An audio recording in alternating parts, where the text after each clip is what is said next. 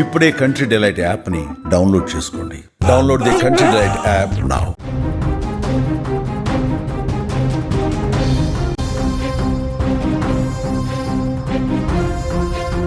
Big breaking news చూస్తున్నాం. దేశంలో మరొక సంచలన ఘటన చోటు చేసుకుంది. మేఘాలయ హనీమూన్ తరహాలో మరో హత్య జరిగింది. పెళ్లైన 45 రోజులకే భర్తను లేపేసింది భార్య. ఆమె 55 ఏళ్ల మామ కోసమే భర్తను హత్య చేసింది. పెళ్లికి ముందు నుంచి మామతో ప్రేమలో ఉంది. సుపారీ గ్యాంగ్ తో భర్తను ఆ కిలేడి హత్య చేయించింది. మేఘాలయ హనీమూన్ ఘటన ఇంకా మర్చిపోకముందే దేశంలో ఇలాంటి ఒక సంచలనమైన ఘటన చోటు చేసుకుంది. పెళ్లైన 45 రోజులకే భర్తను హత్య చేసింది భార్య. సుపారీ గ్యాంగ్ తో కాల్చి చంపించింది. ఈ హత్య కూడా మీరు అనుకున్నదే కారణం. బట్ ప్రియుడి విషయంలో ఇక్కడ ఒక ట్విస్ట్ కనిపిస్తోంది. ప్రియుడు ఎవరో కాదు, ఆమె 55 ఏళ్ల మామ. ఎస్, మామ మీద ప్రేమ పెంచుకుంది, మామే కావాలనుకుంది, మామను పెళ్లి చేసుకోవాలనుకుంది. ఇప్పుడు 45 రోజులైన ఆమెకు పెళ్ళై భర్తను సుపారీ గ్యాంగ్కు చెప్పి లేపించేసింది. చాలా అంటే చాలా దారుణంగా ఈ కిలాడి లేడీ చంపించినటువంటి పరిస్థితి ఉంది. బీహార్లోని ఔరంగాబాద్లో ఈ ఘటన చోటు చేసుకుంది.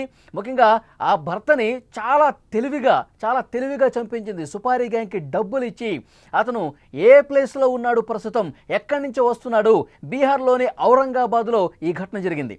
20 ఏళ్ల గుంజాదేవికి ఆమె మామతో పెళ్లికి ముందు నుంచి అఫైర్ ఉంది. అయితే వారు పెళ్లి కూడా చేసుకోవాలనుకున్నారట. ఇంట్లో ఒప్పుకోలేదు. బలవంతంగా ప్రియాంశు అనే వ్యక్తితో గుంజాదేవికి వివాహం జరిగింది.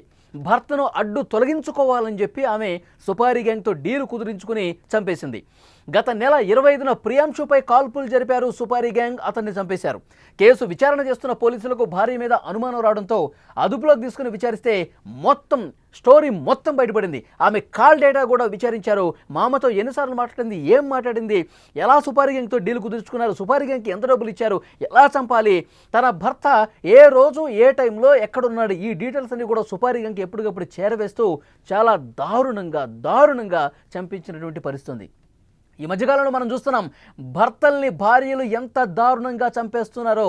దేశం మొత్తానికి కూడా కలవరానికి గురి చేస్తున్న ఈ ఘటనలు. మెడలో 3 ముళ్ళు వేసి 7 అడుగులు వేయాలంటే యువత చచ్చిపోతున్నారు.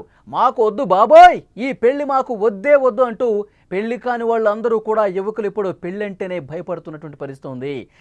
మాకు అసలు పెళ్ళే వద్దు, లైఫ్ లాంగ్ మేము బ్యాచిలర్స్గా ఉండిపోతామని కొంతమంది చెప్తా ఉన్నారంటే, దేశంలో ఈ మధ్యకాలంలో వరుసగా ఒకదాని తర్వాత ఒకటి ఈ విధంగా ఇలాంటి ఘటనలు జరుగుతూనే ఉన్నాయి. మేఘాలయ హనీమూన్ మర్డర్ ఎంత దారుణంగా జరిగింది. పెళ్ళైన అసలు నెల రోజులు కూడా కాలేదు. హనీమూన్కి వెళ్దామండి, అక్కడ పూజలు చేయాలి, పూజలు చేసిన తర్వాతే నా ఒంటి మీద చేయి వేయాలి అని ఒక రిస్ట్రిక్షన్ పెట్టి ఎక్కడో దూరంగా తీసుకుపోయి హనీమూన్ అని పేరు చెప్పి అక్కడ సుపారీ గ్యాంగ్కి డబ్బులు ఇచ్చి ఎంత దారుణంగా పీక మీద కత్తి పెట్టి కోసి చంపేసి ఒక లోయలో పడేసి రాజా రఘువంశీ అనే వ్యక్తిని ఎంత దారుణంగా సోనం చంపించిందో దేశం మొత్తం కూడా షాక్ అయిపోయింది. నీకు పెళ్లి ఇష్టం లేనప్పుడు అసలు ఎందుకు చేసుకున్నావు? అమాయకులు ప్రాణాలు తీసే హక్కు నీకు ఎవరిచ్చారు? చాలా దారుణం. అంటే అమ్మాయిల మనసు, అమ్మాయిల మైండ్ సెట్ ఎంత సైకోగా మారిపోతుంది, ఎంత వికృత మనస్తత్వానికి దారితీస్తూ ఉన్నారు. నీకు పెళ్లి ఇష్టం లేకపోతే చేసుకోకూడదు, అంతేగాని ఈ విధంగా దారుణంగా చంపేస్తారా? రోజుల వ్యవధిలో ప్రేమను నటిస్తూ ఒక నిర్మానుష ప్రదేశానికి తీసుకెళ్లి సుపారీ గ్యాంగ్తో చంపిస్తున్నటువంటి ఘటనలు మనం చూస్తున్నాం. మొన్న మధ్య కర్నూలులో, గద్వాల్లో ఏం జరిగింది?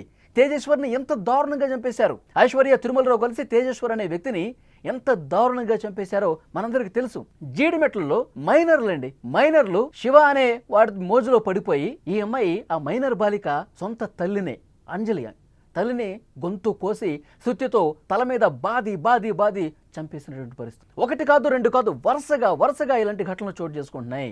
అమ్మాయిలు ఎంత దారుణంగా తయారవుతున్నారో ఈ ఘటనలన్నీ కూడా అద్దం పడుతున్నట్టు పరిస్థితుంది. అందరు అమ్మాయిలు అంటలేదండి, అందరు అమ్మాయిల్ని ఒక ఘాటుని కట్టట్లేదు. కానీ కొంతమంది వికృత మనస్తత్వం ఉన్నవాళ్ళు, సైకో మెంటాలిటీస్ ఉన్నవాళ్ళు, చాలా దారుణమైనటువంటి క్రిమినల్ బ్రెయిన్స్ ఉన్నవాళ్ళు, కొంతమంది అమ్మాయిలు ఎంత దారుణంగా ప్రవర్తిస్తున్నారు. అమాయకుల్ని బలి తీసుకుంటున్నారండి. వాళ్ళ కుటుంబాల్లో శోకాన్ని మిగులుస్తున్నటువంటి పరిస్థితి ఉంది. ఇలాంటి వాళ్ళని ఏం చేయాలి? ఇలాంటి వాళ్ళని నడి రోడ్డు మీద ఉరి తీస్తేనే మరొక అమ్మాయి ఇంత దారుణంగా, ఇంత సైకోలాగా బిహేవ్ చేసే పరిస్థితి ఉండదు. ఇది చాలామంది చెప్తా ఉన్నారు. యువకులు ఇప్పుడు పెళ్లి చేసుకోవాలంటే భయపడుతున్నారు. ప్రతి విషయాన్ని కూడా అనుమానించాల్సిన పరిస్థితి వస్తుంది. ఇప్పుడు ఒక అమ్మాయిని ఎంగేజ్మెంట్ అవుద్ది, పెళ్లి చేసుకుంటారు. ఏమో ఆ అమ్మాయి ఏమైనా నటిస్తుందా? ఆల్రెడీ ఇంతకుముందు ఎవరితో సంబంధం ఉందా? మరి వాడి దగ్గరికి వెళ్ళిపోవాలని చెప్పి నన్ను ఏమైనా చంపేస్తుందా? ఇలాంటి అనుమానంతో చాలామంది ఈరోజు పెళ్ళంటేనే ఒక భయపడే సిచ్యువేషన్ కనిపిస్తుంది. ఎందుకంటే వరుసగా జరుగుతున్నటువంటి ఈ ఘటనల్ని చూసి షాక్ అయిపోతున్నారు. పెళ్లి కాని యువకులు చాలా భయంతో బతుకుతున్నటువంటి పరిస్థితి కనిపిస్తుంది. రోజుకొక ఘటన ఇవన్నీ కూడా కనిపిస్తుంటాయి. ఒకటి కాదు, రెండు కాదు, ఈ మధ్యకాలంలో వరుసగా ఇదే కనిపిస్తుంది. ఇలాంటి ఘటనలు కనిపిస్తున్నాయి. 55 సంవత్సరాల మేనమామ అంటండి. ఆ మేనమామని పెళ్లి చేసుకోవటం కోసం మరి వీడిని ఎందుకు చేసుకోవాలి? పెళ్ళే కనీసం ఒక నెల రోజులు కూడా కావట్లా. నెల 45 రోజులకే భర్తను దారుణంగా చంపేస్తుంటే అంటే ఇక ఎవడు పెళ్లి చేసుకోవడానికి ముందుకు వస్తాడు? నమ్మకం ఉండాలండి. నమ్మకమే ప్రేమను పుట్టిస్తుంది, ఆ ప్రేమే జీవితాంతం నడిపిస్తుంది. కానీ ఇక్కడ ఏం జరుగుతుంది? ప్రేమని నటిస్తూ దారుణంగా సుపారీ గ్యాంగులకి డబ్బులు ఇచ్చి మరీ అతను రైల్వే స్టేషన్లో ఉన్నాడు. ఇప్పుడు నేను చెప్తున్నటువంటి ఈ కేసు, అతను రైల్వే స్టేషన్ నుండి ఇంటికి వస్తూ ఉన్నాడు. అతను ఏ టైంలో రైలు ఎక్కాడు, ఏ టైంలో దిగాడు, ఇటు నుంచి ఫోన్ కొడతా ఉంటుంది. ఎక్కడున్నారండి, బాగున్నారా, ఎట్లా వస్తున్నారండి, ఏ వెహికల్లో వస్తున్నారండి, ఏ రూట్లో వస్తున్నారండి, ఇవన్నీ ప్రేమతో అడుగుతుందేమో భార్య అని చెప్పి ఆ భర్త అనుకుంటాడు. కానీ సుపారీ గ్యాంగ్కి సమాచారం ఇస్తుందని చెప్పి పాపం వీడికి ఏం తెలుసు?